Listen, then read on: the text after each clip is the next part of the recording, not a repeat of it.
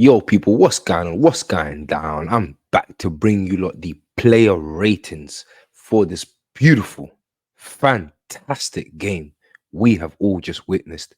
Luton Town 3, Arsenal 4, Declan Rice with that beautiful last minute winner. Let's get it, let's get it, let's get it. And it's going to be an interesting one because obviously you don't know my thing already, my style already. You get me, goal scorers, they get good ratings, assists, man, they get good ratings and all of these things. But yeah, certain man really did poor today, and that's I'm gonna straight off the rip, David Raya. Let's go, let's get it. What happened to you today, my boy? I'm not gonna lie, I'm gonna have to give you a four. And the only reason why I'm giving you a four is because ultimately we won that game. Because I say all of that to say this: like the guy was moving mad today. Like he could when he decided to come out, it was wrong. When it was a simple save to make, it was wrong. And yeah, man, I'm sorry, but I think David Raya today he was super poor. He's gonna get a four. And then we go into the back four people. Now this was a back four that we're more or less used to seeing, except obviously uh the inclusion of Jakub Kivior. Obviously you see Zinchenko there, or normally even Tomoyasu sometimes. But yeah, we saw the return of Ben White. I think Tomiyasu's got some sort of injury. Ben White, he did all right. He did good, especially in the second half. I'm going to give him a seven. I think he did very well. Obviously, coming in from the cold, he's kind of been misplaced. He needed to show. Um, that he's still top dog in that position. And I think he kind of showed it, even though Tomoyasu's playing brilliantly. You saw the balls from Ben White, you saw the crosses, the overlaps going in, and just kind of controlling the game. And I think defensively, he was very good today. He gets a seven. Listen, Saliba and Gabriel, them man, they're the best centre backs in the Premier League, man. Let's just let's just call it what it is, man. Both of them get a nine for me. And look, I know we conceded those corners, and of course, two set pieces. You don't want to concede like that. Centre half, especially, you don't want to concede like that. But it is where it is. Ultimately, when it comes to like ball on the ground and whatnots, they lock down everything. They shut down everything. It's just straight Nina with a Nina for both of them. Then you got Jakub Kivior, who I think for me was poor as well. Listen, he was decent in certain aspects of the game, but then when he found himself under pressure, it was a mad thing. When he found himself isolated, it was a mad thing, and he was just doing mad things. And he gets a five for me. I'm not gonna lie. Obviously, man's gonna give him slightly higher than a four and whatnot, because obviously he's coming in from the cold and stuff. But as I always say, when you're coming in from the cold, benching and whatnots, and you get a chance, you get a start, you have to grab it, brother. You have to really grab that chance, bro. So he gets a five for me. Moving into the midfield. The midfield obviously consisted of none other than your boy uh Declan Rice. And I think Declan Rice for me, he's just a legend already. I'm gonna give him a 10 because obviously, aside even from that winner, he's just the guy that we need in that midfield, man. And Rice is so imposing. He's so even when he's not at his best, and I think this is probably a game that you can say he wasn't at his explosive best defensively and offensively. There were moments in the game where I was kind of like, "Raw, Rice, just drive a little bit more and try to kind of give us that galvanization that we all know that you have it in you, in your character, to push the team for a winner and whatnots." But ultimately, look how he provides the winner. It's just a straight 10. Last minute, last second, I don't care. Beautiful header. That header was not easy. Man had to go over the defender's shoulder and direct it, put power in it. 10 for me, bro. Martin Odegaard, obviously, Martin Odegaard, as I said in my match reaction video, go and check out that match reaction video. It's already out. Please, please, please, please. He's gonna get that assist was crazy for Declan Rice's winner. So you have to big him up for that, and you have to say hats off for that ball and changing the angle and stuff like that. I'm gonna give him a seven. But I did think in large parts of the game, he kind of went missing. Let me know in the comments. If you do leave a comment, please do leave a comment. Whoever's going to watch this, when you watch this, drop a like as well. If you felt if you felt different about Odegaard, I just felt he went missing in many moments, and you can almost body language wise tell when he didn't want the ball, which is alarming. To see that from your captain.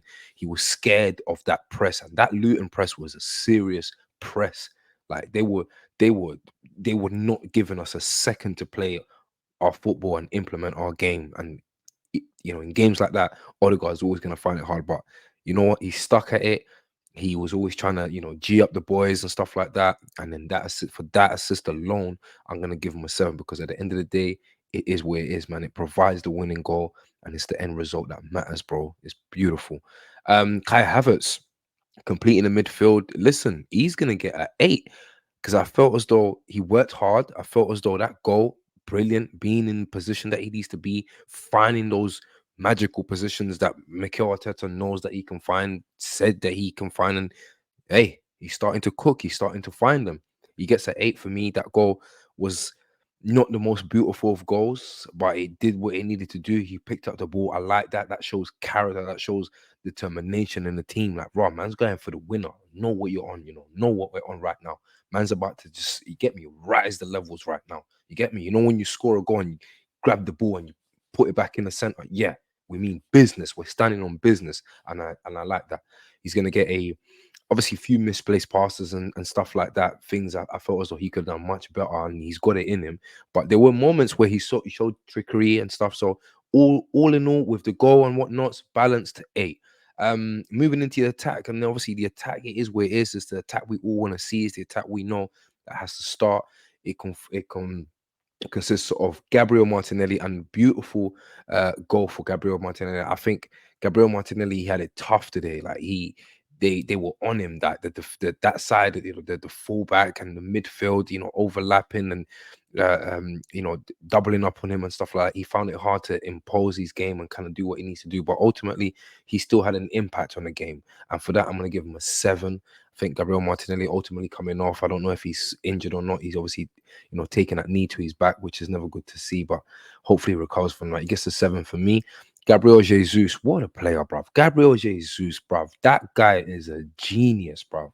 He's just, bro, like, if it wasn't for him as well, I'll be honest and I'll be real, we wouldn't have won that game. Gabriel Jesus gets a 9 for me, because I think he was beautiful. Scored a goal, assisted for a goal. Like, it is where it is. You don't want any more, and worked his socks off. You don't want any more from your striker than that. Like, it was a beautiful performance, and I think that's why he stayed the entire game. Mikel Arteta did not dare sub Gabriel Jesus today, because it would have been a travesty, bruv. It would have been a criminal offense, and he didn't. 9 for me. And of course, Bukayo Saka, 9 as well. I'm not gonna lie. I think Bukayo Saka is, his ceiling is so crazy, and the expectation is so up there, it's so crazy as well, that sometimes we kind of forget that he does a lot by not making it seem like he's doing a lot. He's just shifting and adjusting his game to be able to be a team player, to be able to get what he needs to get in terms of output, which is obviously, it's not always the time he's going to get the ball and run direct at the fullbacks and stuff like that. Sometimes he wants to be able to, I don't know, like, show a different dimension to his football, but it's still effective. And once he gets on that left foot, you know what's going to happen. Obviously today it didn't really happen, but still made things happen in the form of, obviously, creating chances, and in the form of, just being a danger. He's just such a danger. Like, every time we had the ball, and I felt as though we needed to switch, yeah, the right hand side, and the ball was switched, and Saka gets the ball on the right hand side, it just gives you that enthusiasm, like, right, yeah, Saka's on the ball. Do you get where I'm coming from? You don't really get a lot, um you don't really get that feeling with a lot of players, with a lot of wingers, because they're gonna, even if they go outside, inside, outside, they're gonna most probably produce something that's gonna have, that's gonna be productive and have a good output. So yeah, he gets a 9 for me, Bukayo Saka. The substitutes, obviously 64th minute, we saw the introduction of Trossard and Zinchenko. Trossard had an impact. Zinchenko had an impact as well. Both of them are going to get an 8 for me. Do you know what? Furthermore, I think 8 for Zinchenko and 7 for Trossard. I felt as though Trossard was a bit wasteful on the finishes. He could have scored that layoff that he had in the box. He should have kept the ball down. But ultimately, he got involved, didn't hide, tried to do as much as he could within, the time that he was given, introduced into the game. So yeah, 8 and a 7 for the substitutes. Mikel Arteta, for me, he's gonna get an 8. Lineup was a bit jiff jaffy. I think give your look, he needs to rotate. I've said in my reaction video, we're going into a tough period, right to the point, obviously, before Christmas Eve. We're facing Liverpool, we're facing Villa, Eindhoven away, Champions League. It's a mazzoline.